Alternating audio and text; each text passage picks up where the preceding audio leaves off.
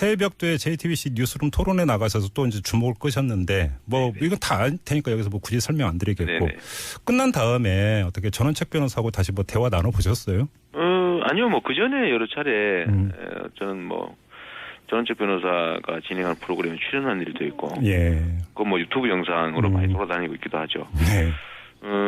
그리고 그날 뭐 사실 뭐 돌발 사태라고 보는 분들이 많은데 뭐 제 생각으로는 결국 저는 뭐 법인세 증세가 타당하다라는 얘기를 못하게 일부러 그러신 것 같아요. 아, 의도적인 공격이었다 이렇게 해석하시는 거죠. 그분이 예. 그래 감정 통제 못할 만큼 그런 분이 아니죠. 그런데 알겠습니다. 뭐 이 전원책 변호사를 뭐 같이 모시지를 못했으니까. 네네. 저는 그래서 생각하죠. 그런 그분이 감정 때문에 뭐 자기 감정 통제를 못해서. 아무튼 근데 그 토론 이후에 네. 실효세를 뭐가 맞는가 팩트 체크했더니 둘 다 안 맞는 걸로 나왔다고. 제가 1% 틀렸다고.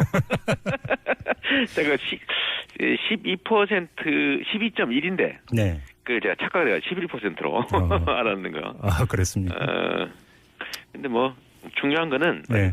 10대 기업이 실효세율 기준으로 12%밖에 안 내고 있고, 네. 이거는 엄청나게 낮은 수치여서 지금 명목세율이 22%인데 네. 그것도 지금 낮지 않습니까? 그 OECD 기준 명목세율은 평균 25%, 일본은 35%, 34%, 미국 35%, 다 이런데 우리나라는 22%에다가 그것도 절반밖에 안 내고 있는 거죠.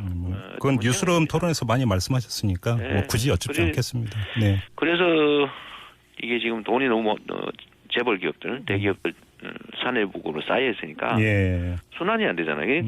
경제가 멈추고 가고 있는 거죠. 그래서 그거를 좀 일부라도 좀 세금으로 환수해서 시장에 좀 풀어야 된다. 예. 복지로. 그래야 경제가 살고 그래야 또 대기업도 산다. 네, 알겠습니다. 자, 그 여론조사 이제 뭐 특정 여론조사를 가지고 인용을 할 수는 없고 요즘 종합을 해보면 그 이 예비 대선 주자 랭킹 3위로 올라섰습니다. 촛불 정부 거치면서 만족하십니까? 뭐 황송한 일이죠. 제가 원래 저 밑에 뭐 2% 3% 그러면서 뭐 7등 8등 그러다가 뭐 6등도 하고 5등도 하고 그러다가 갑자기 3등으로 확 올라와 버려서 좀 당황스러웠고 뭐 책임감도 많이 무거운데 최근에 또 조정이 돼서 3위는 유지하지만 좀 떨어졌는데 아 그걸 진짜 그거 어떻게 자기 진단을 어떻게 하세요? 지금 조정 국면이라고 보서 다시 또 올라갈 거라고 기대하세요? 아니 올라가서 제가 이겨야죠. 아니 왜 웃으세요? 그러니까 이게 여론조사는 사실 인기투표, 지명 인지도 조사 측면이 강하지 않습니까? 예. 인지도 측면이 강하고 많이 들었던 사람 선택하고 뭐 익숙한 사람 선택하고 그러는 거죠. 왜냐하면 이제 진짜 선택하는 건 아니니까. 그런데 뭐 결국 후보는 당의 후보가 정한 다음에 뭐 본선을 치를 테고 후보는 투표하는 사람들이 결국 결정하는 거니까요. 제가 왜 이 질문부터 드렸냐면 제가 좀 기억이 나는 게 지난해 10월에 저희하고 와이드 인터뷰한 거 기억나시죠? 네네. 그때 그 시장님이 어떤 말씀을 하셨냐면 이 당내 경선에서 2등할 자신이 있는데 2등만 되면 그 다음에 또 이길 수 있다 이렇게 아주 자신만만하게 말씀하신 적이 있어요. 기억나십니까? 그러니까 이제 전체는 3등이고 이길 수 있다. 전체는 3등이고 당내에서는 지금 2등 아닙니까? 그러면 이제 1등을 제칠 비결을 지금 말씀하실 순서일 것 같은데요. 뭐 비결이 있겠어요. 뭐 국민들이 저를 선택하면 이기는 거고.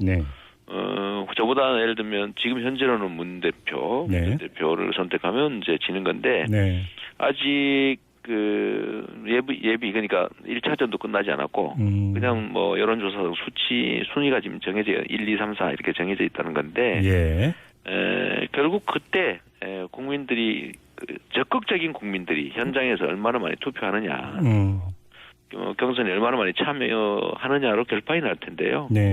저는 여전히 저희 지지자들의 특성상 적극적이고 그렇기 때문에 저는 뭐 충분히 판세를 현재 상태를 뒤집을 수 있다고 여전히 확신합니다. 바로 거기서 이제 관건 중에 하나가 바로 경선 룰이 어떻게 되느냐 이 문제일 것 같은데 지금 바로 말씀을 하셨는데요. 뭐 여러 가지 이제 국민 참여로 가느냐, 모바일 투표 어떻게 할 것이냐, 결선 투표 하느냐 마느냐 이런 아주 세부적인 여러 가지 이제 그 쟁점들이 있지 않습니까? 단순하게 얘기하면요. 이미 이제 민주당의 대선 경선 룰은 네. 완전 국민 경선에 결선 투표를 했죠. 이미 해서 2012년에 그 룰에 의해서 우리 문재인 전 대표께서 후보가 됐지 않습니까? 모바일 투표는 어떻게 해야 된다고 생각하세요? 모바일 투표도 그때는 했죠. 예, 그때는 했었죠. 예. 그거는 이제 뭐 후보군들이 뭐 어쨌든 최하 5명 되니까 네. 5명 이렇게 되니까 가장 유력한 가장 그 룰에 유리하다고 하는 뭐 문 대표님께서 다른 후보들이 원하는 대로 하겠다 뭐 이렇게 입장도 내셨고. 네네네. 저는 뭐 후보 간 협의에 따라서 정해지되 근본에서는 크게 변하지 않을 거라고 보기 때문에. 그러면 2012년에 그 경선 룰을 그대로 가지고 와도 상관없다 이런 입장이십니까? 뭐 그거는 뭐 협의에 좀 맡겨놔야죠. 제가 룰 뭐 이래야 된다 저래야 된다 얘기. 왜 여쭤보냐면 박원순 서울시장 같은 경우는 모바일 투표에 대해서는 좀 부정적인 입장인 것 같아서 여쭤보는 거예요. 입장문이 또 다를 수도 있죠. 예. 있고 뭐 저는 아직 뭐 그 룰 문제에 대해서 그렇게 깊이 관심은 안 가져서. 네. 저번에 했던 대로 준해서 국민들이 뭐 완전하게 뭐 참여할 수 있는 정도면 뭐 저야 뭐 어떻게 되나 크게 상관없다 이런 입장입니다. 완전 국민 참여 경선으로 가면 괜찮다 이런 입장이시죠? 네, 뭐 결선 투표는 당연히 할 테고. 네. 완전 국민 경선 하는데 그 방식이 뭐 안전성만 공정성만 보장된다면 뭐. 네. 뭐 어떻게 정하든 간에 뭐 별 무리 없을 거다. 그러면 결선 투표가 만약에 이루어진다면 예를 들어서 2012년 당내 경선 때는 결선 투표는 없었어요. 1차에서. 왜냐하면 1차전에서 50%를 넘어버렸거든요. 예, 넘었으니까 결선 투표까지는 안 갔는데. 안 갔는데 제도는 있었어요. 네. 자, 근데 이번에는 어떻게 결선 투표까지 갈 거라고 보세요? 그럼 제가 그럼 바로 1등 하겠습니까? 왜 웃으세요? 그러면 2등으로 해서 결선 투표 이런 전략이십니까? 아니 제가 뭐 1차전에서 1등하면 좋고요. 네. 아니 1차전에서 왜 반드시 누군가 다른 사람이 1등할 거라고 생각하죠? 이거 여론조사하고 경선은 완전히 다릅니다. 자, 그러면 지금 말씀을 미국에도 실제로 보시면 아시잖아요. 네네. 또 미국도 우리식의 완전 국민 경선인데 사실은 원하는 사람 다 투표하게 하니까. 네. 나 공화당원입니다. 공화당 지지합니다. 그리고 등록하면 투표권 주잖아요. 네. 민주당입니다. 그리고 그거 되는 거니까. 근데 그럴 때 처음에 경선 시작 단계에서 압도적 후보들이 다 나가 떨어졌어요. 여론조사로 끝날 것 같으면은 그 투표 뭐로 합니까? 거의 뭐 클린턴과 샌더스 같은 경우는 거의 뭐 수십 대 1 이러지 않았어요? 그러면 1차에서 그러니까 확 달라질 수도 있다 이렇게 보시는 거고요. 저는 달라지는 게 이 나라를 위해서 필요하다고 국민들이 판단할 거라고 봐요. 그래요. 그리고 만약에 그런 결선 투표까지 간다면 저번에 이건 언론이 붙인 용어니까 좀 그대로 인용을 하면 이른바 비문연대 비슷한 걸 제안을 하셨다가 안희정 지사의 이제 반박을 산 바가 있지 않습니까? 네. 저는 그거에 대해서 그냥 다시 그러니까 복고적으로 여쭤보는 게 아니라 만약에 결선 투표로 간다면 결국은 2위 후보로 뭐 다른 후보들이 이제 같이 힘을 합치느냐 이게 관건 아니겠어요? 근데 그게 가능하겠느냐 이걸 좀 여쭤보려고 드리는 질문. 아니 그거야 문 대표께서 2등할 수도 있죠. 네. 그거를 왜 전제를 그렇게 하는지 잘 모르겠고 네. 분명하게 다시 한번 얘기하지만 저는 뭐 비문연대 아니 문이 1등이라는 사실 내가 왜 인정하겠어요. 비문연대 이런 제안하는 일도 없고요. 네. 우리가 지금 현재 상태로 좀 약체인 사람들끼리 역량을 강화해서 팀 전체 전력을 올리고 예. 그걸 통해서 문 대표를 포함해서 큰 팀으로 하나 전 팀이 이기는 쪽으로 가야 된다. MVP는 국민이 정해주는 거지 후보들끼리 합의해서 정할 수 있는 게 아니다. 물론 제가 그렇죠. 그 얘기 수없이 반복적으로 하는데 예. 이걸 비문연대를 했다고 저를 사실 공격한 거죠. 일부 언론하고. 네. 제가 앞뒤 뭐 한 얘기 중에 저 무슨 특정인하고 연대해서 특정인을 넘자 이런 얘기 한 번도 한 얘기 없어요. 저는 언제나 팀플레이 얘기하지 않습니까? 팀플레이. 예. 자, 그러면 다시 이 질문을 드리겠는데요. 각종 여론조사를 종합을 하면 문재인 전 대표의 지지율과 우리 시장님의 지지율은 거의 한 더블 스코어가 나고 있거든요. 더블 스코어 나오죠. 네. 뭐 그러면 한때는 뭐 더블 스코어가 아니라 한 7, 8%, 10% 네. 가까이 쫓아간 일도 있죠. 네네. 자, 그러면 이 간극은 어떻게, 그러니까 지금 7835님이 문자 주셨는데요. 그냥 그대로 읽어드리겠습니다. 네. 자, 시장님 민주당 경선에서 문재인 전 대표 이길 비책을 준비하고 있나요? 있다면 말해주세요. 이런 문자가 왔거든요. 세상에 비책이 어디 있습니까? 왕도가 없다라는 얘기가 똑같은 말인데 비책이 있으면 그 비책 찾으러 다녀야지. 예. 뭘 열심히 하겠어요. 그런 건 사실은 없는 거고요. 예. 이길 수 있는 방법은 국민의 마음을 얻는 거죠. 네. 저는 지금까지는 일종의 인기 투표였다고 하면 네. 앞으로는 실력을 가르는 때가 올 거라고 봅니다. 예를 들면 저는 자랑할 게 많거든요. 제가 이 정의로운 사회 만들기 위해서 일생을 바쳤던 사람이고 제가 민간인일 때도 제가 구속 감수하면서도 부정부패와 싸웠던 사람이고요. 네. 이 나라의 가장 심각한 문제가 부정부패잖아요. 그런 점 내가 공직 비리 막기 위해서 제가 형제간 의존도 했고 네. 그것 때문에 지금 고통도 겪고 있지만 저는 네. 뭐 후회하지 않아요. 저의 실수는 아쉽지만 네. 제가 적당히 무모하고 우리끼리 가족끼리 잘해먹고 그럴 수도 있었죠. 지금 시장님 말씀에 따르면 지금 뭐 인기 투표 경향이지만 어느 지점에 가서는 이제 실력 갖고 겨루게 될 것이다 이런 말씀이신데. 그렇죠. 진짜로 이 나라의 문제인 부정부패를 넘고 공직 비리를 없애고 공정한 세상을 만들 수 있는 강단 있고 추진력 있고 용기 있는 사람이 누굴까? 네. 용맹한 사람이 누굴까를 가릴 거라고 봐요. 자, 그러면 다시 이런 질문 드리겠습니다. 그러면 시장님이 그러니까 자평하시기에 이것만큼은 내가 문재인 전 대표보다 실력이 뛰어나다 이게 어떤 겁니까? 저는 제 삶 자체를 네. 공정한 사회를 만들기 위해서 기득권자와 싸웠던 사람이고요. 네. 공약 이행률, 제가 국민한테 한 약속은 제가 이행률이 공식적으로 96%입니다. 네네. 말한 건 지킵니다.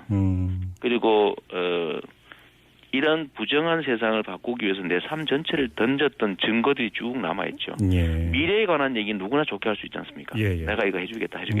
근데 그럼 내가 다 할 수 있다. 그럼 문재인 전 대표는 대통령 같은 경우는 내가 그러니까 대통령 하려고 그런 거 아니냐라는 얘기까지 했지만 뭘로 믿을 수 있습니까? 그럼 문재인 전 대표는 말하고 안 지킨 게 있었나요? 제가 그 얘기는 뭐 한번 찾아보세요. 공약 이행률 뭐 이런 거. 아니 나한테 그러지 마시라니까요. 그거는 대중들이 판단하면 되지. 알겠습니다. 저는 제가 자랑할 만한 게 네. 말하면 지킨다. 그리고 공직을 사적으로 남용한 일이 없다. 네. 공직이 친인척에 의해서 오염되는 거 막기 위해서 정말 치열하게 싸웠다. 알겠습니다. 뭐 그런 얘기 좀 저는 이게요. 나중에 인정받을 수 있을 거라고 봐요. 그러면 알겠습니다. 그 말씀을 받아서 좀 다른 카테고리로 좀 넘어가죠. 네, 시장님 같은 경우는 이제 이 촛불의 민심을 어떻게 이어갈 것이냐에서 어떤 개혁 이걸 이제 부르짖은 분 아니겠습니까? 그러면서 재벌 개혁이라든지 자주국방 이런 것들을 강조를 하셨는데 지금 재벌 개혁과 관련해서 딱 이렇게 한번 질문 드릴게요. 이게 워낙 이제 정책 이제 복잡하니까 여기서 다 풀 수는 없고 세금 얘기도 안 하겠습니다. 이건 뉴스룸 토론에서 했으니까. 자, 그거 말고 재벌 개혁의 핵심 컨텐츠 뭐라고 생각을 하세요? 재벌 가문들의 기업에 대한 부당한 지배권을 다 박탈해야 됩니다. 박탈이요? 그럼요. 그 5%도 안 되는 지분 가지고 100% 권리 행사하면서 기업을 사유화하고 있지 않습니까? 박탈 방안은 어떤 겁니까? 95%가 넘는 주주들은 그 회사의 진짜 주인임에도 불구하고 완전히 뭐 아무런 권리도 행사하지 못하고 그냥 재벌 가문이 하는 대로 부당 내부 거래니 일감 몰아주기니 이런 것 때문에 기업이 손해보면 주주들이 손해보잖아요. 이런 건 못하게 만들어야죠. 그럼 이거를 안 하면 이 거대한 수백조 되는 그 그룹들을 특정 집안 몇 사람이 좌지우지하면서 그리고 자기들 지위 유지하려고 정경유착해서 최순실한테 돈 주고 세금도 안 내고 상속받고 온갖 특혜 받고 사면 받고 이런 짓 하지 않습니까? 이게 나라를 망치고 있거든요. 그러면 그 박탈을 위한 구체적인 정책 대안은 어떤 겁니까? 일단은 위반 행위에 대해서는 아주 강력한 처벌을 해야 되고요. 그래서 제가 이재용을 이번에 반드시 구속해야 된다는 겁니다. 힘세다고 휠체어 타고 마스크 쓰고 왔다 갔다 한다고 다 봐줬잖아요. 철저하게 처벌하고 부당 내부 거래 몇백억 넘으면 무기징역 때리고 원래 그럴 수 있잖아요. 외국인 다 그러지 않습니까? 회사에 수백억 수천억 손실 끼치고 어떻게 종신형을 면합니까? 알겠습니다. 그런데 이런 법을 철저히 지키게 하고 순환 출자라든지 뭐 지주회사라든지 이런 거 이상한 제도 만들어 가지고 자꾸 부당한 지배권 행사하는데 그거 다 차단해야죠. 알겠습니다. 그거 말고요. 지금 이번에 박근혜 최순실 게이트의 핵심은 정경 유착이지 않습니까, 사실? 그렇습니다. 자, 그러면 우리는 재벌이죠. 정치 권력과 이 재벌 권력의 유착을 끊을 수 있는 아주 구체적이고 명징한 대안은 없을까요? 제일 좋은 거는요. 검찰을 실제로 독립시켜서 좋은 사람들을 지휘하게 해놓고 대통령이 이렇게 한마디만 해주면 됩니다. 내가 걸려도 나도 잡아라. 내 가족, 내 형제, 자매, 내 측근 가리지 말고 무조건 다 잡아라.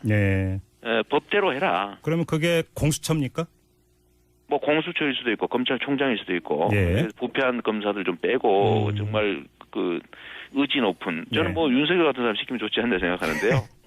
그러니까 그런 거를 권한을 진짜로 주고 내 측근이고 뭐고 가리지 말고 무조건 다 잡아라고 하면 다 잡습니다. 알겠습니다. 그것만 해도 예. 세상이 엄청 깨끗해질 거예요. 자주 국방과 관련해서 미국의 외교 전문지인 포린 폴리시가 최근에 내놓은 그 내용 보셨죠? 문재인 전 대표나 이재명 시장이 대통령이 되면 주한미군 분담금 문제 때문에 트럼프와 충돌이 벌어질 거다. 결국 트럼프가 주한미군 철수 카드를 빼낼 거다. 네. 이렇게 전망을 했는데 말씀해 주시죠. 그렇게 했는데 그 뒤에 한마디 더 있어요. 네. 실제로 철수하면 미국 큰일 난다 이런 내용이 들어있습니다.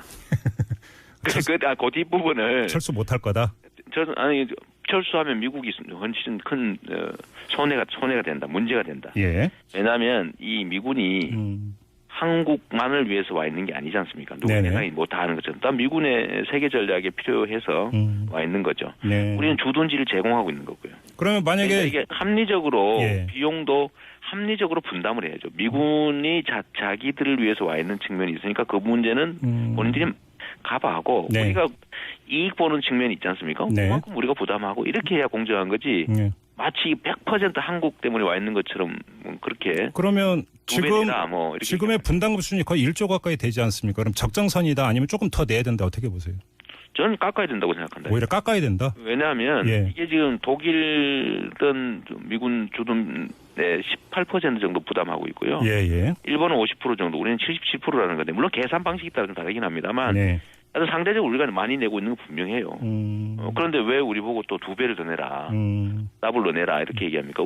아니 우리가 무슨 뭐 오로지 우리 때문에 와 있다면 그렇게 해야죠. 네, 알겠습니다. 그건 옳지 않고 미군 문제 때문에 해달라는 데 다 해주고 뭐 원하는 데 다 해주고 지금 사드 설치 문제도 사실 대한민국 안보에 크게 도움이 안 되면서 네. 대한민국 손실을 엄청나게 많이 보는 미국이나 일본을 위한 정책이잖아요. 이거 못하게 해야 되는 거죠. 지금 하나씩 들어주다 보니 끝이 없잖아요. 말씀하셨으니까 자주 국방에서 범위를 외교 안보로까지 넓혀서 하나만 더 질문드리겠습니다. 지금 송영길 의원을 비롯한 민주당 의원 7명이 중국 방문 중인데 유승민 그 개혁보수신당 의원은 어떤 이야기를 했냐면 매우 걱정스러운 매국 행위다 이렇게 비판을 했거든요. 유승민 의원의 이런 시각은 어떻게 평가하세요?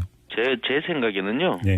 유승민 의원은 매우 걱정스러운 종북몰이라고 있습니다. 종북몰이다? 네네. 이게 변형 종북몰이죠. 아니 사드를 유승민 의원은 우리 돈으로 사서 설치하자 이런 사람 아닙니까? 예. 아니 사드를 설치하면은 수도권 방어도 안 되고 그게 한 두 세트 해봐야 48기인데 북한 미사일이 최하 600기라는 건 아닙니까? 예. 그러면 사드 10개 사와도 부족하거든요. 다 100% 맞췄다 해도 부족하다고요. 예, 알겠습니다. 그러면은 사드 그러면 뭐 10세트 뭐 20세트 계속 사올 겁니까? 알겠습니다. 하나만 더 질문 드리겠습니다. 네네. 저 1907님이 문자 주셨는데요. 더민주의 정권 교체 확신하시나요? 반기문 전 유엔 사무총장이 들어오고 하면서 판세에 엎어질까 봐 좀 불안한데요. 이런 문자를 주셨거든요. 이겨야 정상인 상황인데 네. 우리의 준비나 태세에 따라서 질 가능성도 있어서 저는 그게 매우 걱정스럽습니다. 그럼 반기문 전 총장이 후보로 나와서 이길 가능성이 있다고 보시는 겁니까? 우리 학이 따라 다르겠죠. 예를 들면 야권이 또 분열되고 잘 통합 못해서 또 뭐 다자 구도가 된다든지 또는 다자 구도 중에서 예를 들면 일단 사자 구도를 보는데 우리 하나 남고 셋이 다 합쳐버렸다 이러면 위험하지 않습니까? 네네네. 예를 들면 우리는 둘인데 저쪽은 하나로 합쳤다. 뭐 예를 들면 이런 상황이 발생할 수 있는데 책임을 져야 될 세력하고 책임을 물어야 될 세력들이 있는데 책임을 물어야 될 세력들 소위 야권 세력들은 최대한 통합하든지 연대하든지 후보 단일화를 하든지 해서 국민들이 원하는 바대로 바꿔야죠. 책임을 물어야 되는데 이게 지금 안 될 가능성이 상당히 있습니다. 제가 볼 때는. 그러면 상대는 단결하고 우리는 분열하고 이럴 경우에는 딱 87년 상황이 발생할 수도 있습니다. 시장님 지금 시간이 딱 1분 남았는데요. 그 말씀하니까 하나만 더 드리고 1분밖에 쓰실 수가 없습니다. 그러면 후보 단일화를 성사시키기 위한 어떤 나름의 방안을 갖고 계세요? 야권 인사들끼리 신뢰라고 하는 걸 최대한 확보해야 되고요. 또 서로 최소한 연정에 버금가는 뭔가 조치도 내놔야 될 테고 서로 예를 들면 적대하지 않는 상황을 만들어야 되겠죠. 그러면 지금 국민들이 만들어줄 텐데 그렇게 할 수 있는 상황을 만드는 건 우리 모섬들 정치인들의 몫이기도. 그러면 저 사람은 이렇다 이렇게 뭐 손가락 지르고 사태 지르는 거 별로 바람직하지 않다 이런 말씀이시죠? 그렇게 하면 절대로 안 되죠. 그러면 이래서 며칠 전에 안희정 지사가 손학규 전 대표 공격한 걸 어떻게 평가하세요? 글쎄, 저는 안희정 지사도 생각이 있어서 하신 일일 테니까 거기에 대해서 뭐라고 하고 싶지 않고요. 네. 가능하면 차이보다는 같은 점을 찾아가는 과정이 더 우리의 미래를 밝게 할 거다. 네, 알겠습니다. 참 시간이 너무 없네. 이제 마무리해야 되는데 여쭤볼 거 참. 네. 나중에 다시 한번 기회 주시죠. 그러세요. 네, 알겠습니다. 고맙습니다, 시장님. 네, 새해 복 많이 받으세요. 네.